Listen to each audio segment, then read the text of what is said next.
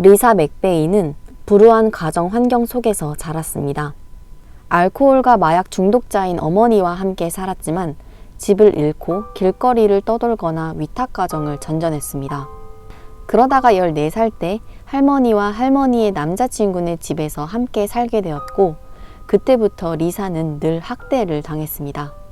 할머니의 남자친구가 리사를 총으로 협박하면서 성추행을 하거나 성폭행을 했고, 할머니와 엄마는 그 사실을 알면서도 모르는 척했죠. 리사는 도움을 구하거나 의지할 곳이 없어서 늘 절망감과 우울감을 안고 살았습니다. 17살이 되었을 때 리사는 하루라도 빨리 할머니 집에서 독립할 돈을 모으기 위해서 동네에 있는 도넛 가게에서 아르바이트를 하게 됩니다. 사건이 일어났던 그날은 리사의 인생에서 제일 우울한 날이었습니다. 3년이 넘는 시간 동안 할머니의 무관심과 방치, 할머니 남자친구의 성폭행을 매일 견디면서 이렇게 사는 삶은 더 이상 살 가치가 없다고 느꼈습니다. 이 고통스러운 삶을 끝내기 위해 스스로 목숨을 끊어야겠다고 생각했죠. 그래서 집에 돌아오면 자신의 계획을 실행하기로 마음먹고 유서를 작성해둡니다. 하지만 그날 우연히 겪게 된 인생 최대의 위기가 리사의 삶을 송두리째 바꾸게 됩니다. 새벽 2시 도넛 가게에서 알바를 끝낸 후 자전거를 타고 집으로 돌아가고 있을 때 차 한 대가 자신의 뒤를 천천히 뒤따라오고 있다는 것을 깨닫게 됩니다. 그 차가 경적을 울렸지만 리사는 무시했죠. 그런데 잠시 뒤따라오던 차가 리사를 들이받았습니다. 차에서 내린 운전자는 리사에게 다가와서 머리에 총을 겨누고 강제로 차에 태웠습니다. 그리고 눈가리개로 리사의 눈을 가리고 두 손을 묶은 후 어디론가로 운전했습니다. 잠시 후 그 남자의 아파트에 도착했고 그곳에서 여러 차례 성폭행 당했습니다. 리사는 그날 우울감 때문에 하루 종일 죽고 싶다는 생각으로 가득했었지만 그 남자가 자신을 죽일까봐 두려웠고 목숨을 걸고 싸워서라도 살고 싶다는 생각으로 바뀌었습니다. 그리고 그때부터 어떻게 하면 살 수 있을지 생각하기 시작했죠. 먼저 리사는 성폭행 당하는 동안 남자의 아파트에서 그 남자의 신원을 알 수 있을 만한 단서를 찾아보려 노력했지만 전혀 찾지 못했습니다.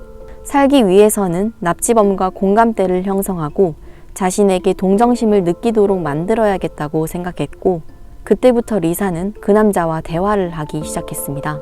대화가 중간에 끊기지 않도록 납치범이 대답하는 동안 다음 질문을 생각해가면서 그의 인생에 대해서 이것저것 물었습니다. 그리고 왜 자신을 납치했는지 물었죠. 그는 여자친구에게 차이고 수치심과 창피함을 느꼈고 그때부터 여자들에게 복수하고 싶다는 생각이 들었다고 대답했습니다. 리사는 이 납치범이 자존심이 아주 강한 성격이라는 것을 빠르게 간파했죠. 그리고 그에게 일부러 친절하게 대하면서 내가 만약 너랑 사귀는 사이였다면 네가 내 남자친구인 것이 아주 자랑스러웠을 거라고 칭찬했습니다. 그리고 너는 꽤 괜찮은 남자처럼 보인다고 말하며 비밀 애인 사이로 지내자고 말했습니다. 특히 리사는 자신은 외동딸이며 몸이 아주 아픈 아버지가 있다고 거짓말을 했죠. 만약 자신에게 무슨 일이 생긴다면 아버지를 돌볼 사람이 아무도 없다고 말했습니다. 그리고 납치범에게 자신을 놓아준다면 용기 있는 더 큰 남자가 될 것 같다고 말했습니다. 그렇게 리사는 납치범과 그의 아파트에서 26시간을 함께 보냈고 그는 결국 리사를 마을 외곽에 풀어줍니다. 리사는 그렇게 살아남을 수 있었습니다. 납치범에게서 간신히 살아서 집으로 돌아왔지만 또 다른 문제에 직면하게 되었습니다. 아무도 리사의 말을 믿어주지 않았죠. 할머니의 남자친구는 리사에게 그동안 어디 있었냐고 추궁하며 무려 5시간 동안 폭행했습니다. 그래서 리사는 납치당한 지 31시간이 지나서야 경찰서에 가서 신고할 수 있었죠. 신고했더니 형사들 역시 리사의 말을 믿기 어려워했습니다. 사실 리사는 납치범을 말로 설득하는 것 외에도 그동안 본 범죄 TV쇼에서 습득한 지식과 어린 시절 겪은 학대 경험을 바탕으로 행동해서 살아남았는데요. 리사는 납치범을 설득할 때 그의 얼굴에 손을 얹기도 했었고 그때 납치범의 콧수염과 곰보 자국 등의 얼굴 특징 몇 가지를 파악했었습니다. 게다가 납치범과 일부러 많은 대화를 나누면서 그에 대한 몇 가지 중요한 단서를 알 수 있었습니다. 그래서 비록 그의 얼굴을 정확하게 보진 못했어도 그 남자에 대한 아주 자세한 설명이 가능했죠. 뿐만 아니라 납치범이 리사를 외곽에 풀어주기 전에 현금 인출기에 들렀는데요. 그때 리사는 눈가리개를 착용한 상태라서 차를 멈추는 것과 밖에서 나는 소리를 듣고 그가 현금 인출기를 사용한 것을 알았다고 설명했습니다. 그리고 납치범이 현금 인출기를 사용하는 동안 몰래 눈가리개를 걷고 주변 풍경을 보고 모텔 근처라는 것을 알았고 그 모텔 이름을 외워두었습니다.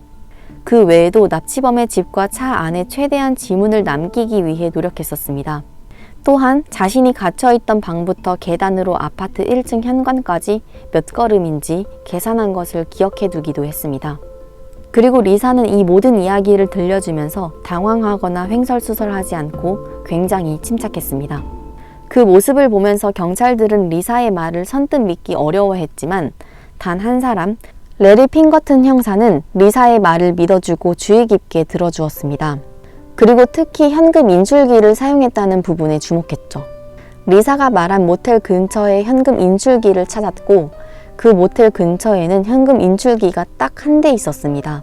그리고 그날 그 시각 현금 인출기를 사용한 사람은 단 한 명이라는 것을 알게 됩니다. 바비 조 롱이라는 남성이었죠. 경찰은 리사의 진술과 증거들을 토대로 그 남자를 수색했고 영화관에서 영화를 보고 나오는 바비 조 롱을 체포했습니다. 경찰은 바비 조 롱이라는 남성에 대해서 조사를 하면서 더욱 충격적인 사실을 알게 되는데요. 그는 이미 플로리다 전역에 걸쳐 강간 및 살인 용의자로 지명수배된 범죄자였습니다. 게다가 플로리다로 이주하기 전에 캘리포니아 전역에서 50건 이상의 성폭행을 저질렀던 범죄 경력이 있는 중범죄자였죠.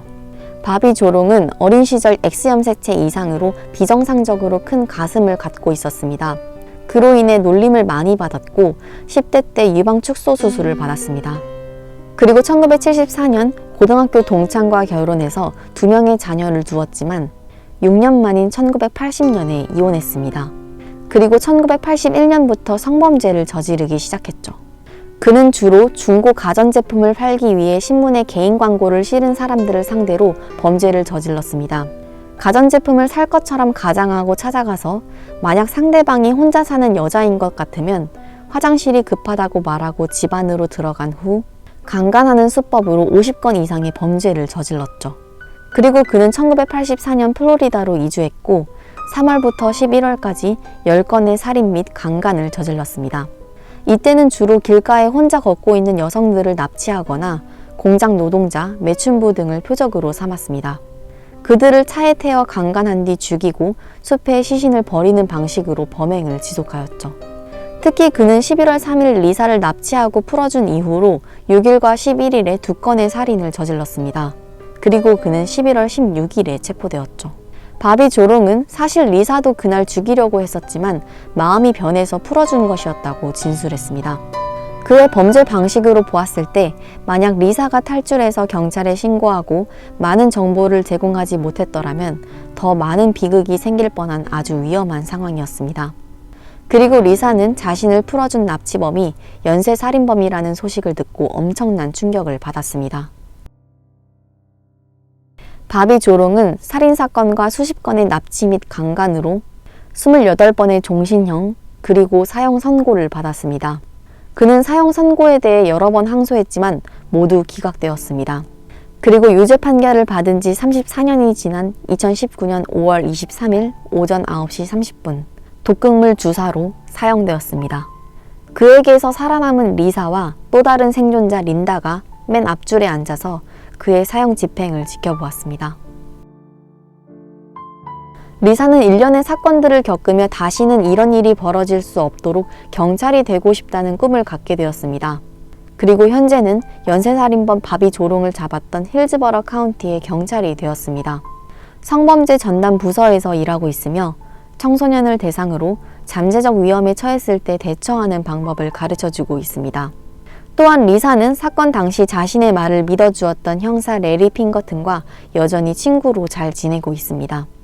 리사는 자신과 같은 도움을 필요로 하는 사람들을 위해서 자신의 생존 경험을 공유했고 리사의 이야기는 책, 다큐멘터리, 영화로 제작되었습니다. 그리고 수익금을 학대받는 여성과 아이들을 돕는 데 사용하고 있습니다.